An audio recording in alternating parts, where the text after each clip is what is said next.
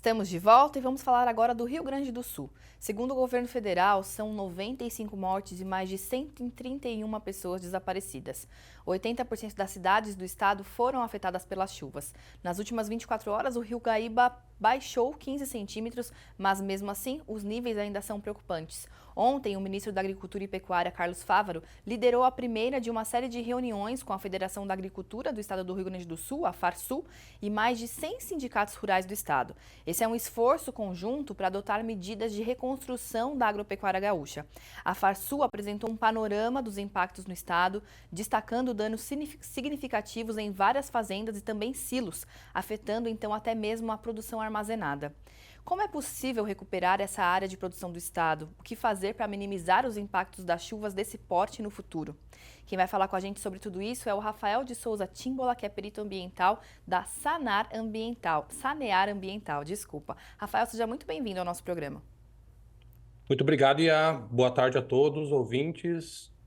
Muito obrigada a você pela participação aqui com a gente. E me conta o seguinte, quando for possível fazer o levantamento dos danos lá no Rio Grande do Sul, você acredita que a qualidade do solo vai ter sido muito afetada para a produção agropecuária? Com certeza, né? A gente já tem imagens de satélite do dia de ontem que mostra toda a mancha de degradação que aconteceu no solo. Então, esse impacto inicial que a gente consegue ver é a própria erosão do solo, né? Todo o solo que foi carreado com as chuvas e deixou esse solo exposto. Além disso, também ocorre a lixiviação de nutrientes no solo, né? Então, essa água vai lixiviar os nutrientes para as camadas mais inferiores do solo e se perde todos esses nutrientes que poderiam ser utilizados na agricultura. Então, além disso, também nós temos a compactação do solo. Então, as águas inundaram grandes planícies e compactaram o solo, né? Então, isso também é um impacto, um dano na qualidade do solo direto. E o próprio encharcamento do solo, né? O solo ainda está muito encharcado. A gente vê nas próprias imagens que boa parte da água que choveu na bacia do Taquari, que foi a mais atingida, ela já escoou, mas ela também prejudicou em função da compactação do solo. Então, são vários danos imediatos que a gente consegue observar e que são muito drásticos em relação ao que ocorreu. Sim, agora, Rafael, como que a gente pode fazer? Quais são aí as indicações para a gente conseguir recuperar esses solos com essa qualidade, né, que ficou tão afetada? Quais tipos de plantio, quais sistemas devem ser implementados para que o solo volte a ser produtivo? Pois bem, inicialmente é muito importante que o produtor, aquela pessoa que depois que se recuperar e queira voltar para sua área, que ela recupere as matas ciliares. Isso vai auxiliar isso quando o rio encher de novo. Então isso seria, digamos, uma recuperação imediata que também vai auxiliar indiretamente em outras medidas diretas no solo que ele pode fazer. Depois ele pode procurar descompactar esse solo. Então, esse solo também, de certo modo, foi compactado com a força das águas, com o peso das águas. Ele vai ter que descompactar esse solo. Vai ter que fazer também análise básica e complementar deste solo, para que ele saiba qual é a situação atual, né? Para que ele possa corrigir, para que ele possa adicionar matéria orgânica, macro e micronutrientes, isso prevendo o plantio de forrageiras, né? Para inicialmente fazer a cobertura do solo para que as próximas chuvas não incidam diretamente no solo e para que essas forrageiras também possam fixar nutrientes no solo e melhorar ele ao longo do tempo. Além disso, depois que elas morrerem, elas também servem como matéria orgânica para ser incorporada no solo. Então a gente tem alguns exemplos de forrageiras, como Uhum. amendoim forrageiro, feijão do Sim. porco, feijão gandu, que podem ser utilizados, outras forrageiras que os agricultores do Rio Grande do Sul já estão mais acostumados a utilizar, como milheto, sorgo forrageiro, combinados com outras culturas de inverno, como aveia e azevém, nabo forrageiro. Então, são culturas que o produtor já está acostumado, vai ajudar na cobertura do solo e na fixação de nutrientes nesse solo, que já Perfeito. está drasticamente prejudicado. Tá certo. Agora, pensando um pouquinho, né, nesse macroambiente aí do Rio Grande do Sul, além das chuvas, quais foram os outros fatores que também contribuíram significativamente para essa tragédia que a gente está acompanhando?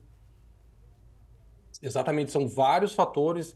O meio ambiente é um sistema complexo e os efeitos também são complexos. Então, é difícil a gente encontrar uma única solução, mas ela vai passar invariavelmente pelo uso adequado e ordenado do solo.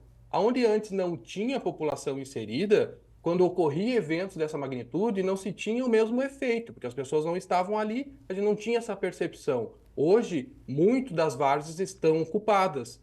Essas várzeas, elas têm uma nova dinâmica fluvial e elas precisam ser identificadas para que seja previsto esses locais, principalmente os locais de risco, como a gente viu, e que o uso do solo nesses locais seja ordenado. Não pode ter ocupação humana nesses locais.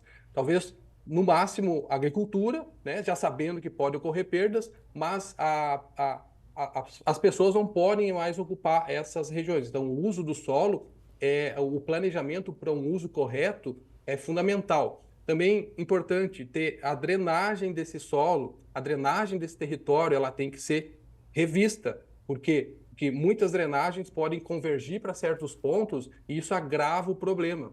Também obras civis inadequadas, isso causa problema porque vai aumentar a velocidade da água.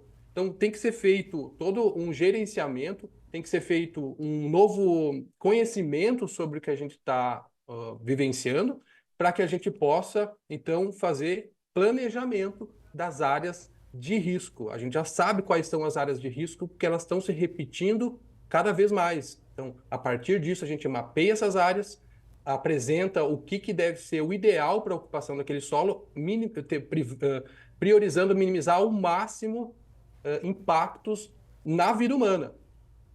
Entendi. Rafael, muito obrigada pela sua participação aqui com a gente, explicando com detalhes, né, toda essa questão que vem ocasionando essa tragédia no Rio Grande do Sul e também trazendo aí algumas informações para os produtores saberem como realmente recuperar as áreas e voltar a ter uma produção eficiente lá no Rio Grande do Sul. Então, muito obrigada pela sua participação. Eu que agradeço a atenção de todos. Obrigada mais uma vez. Planeta Campo. Patrocínio. JBS, há 70 anos alimentando o que alimenta o mundo. UPL, reimaginando a sustentabilidade. Apoio. SLC Agrícola, produzindo com eficiência e sustentabilidade. Infinity, gestão de resíduos. Associação Brasileira dos Criadores de Zebu, a BCZ de todos.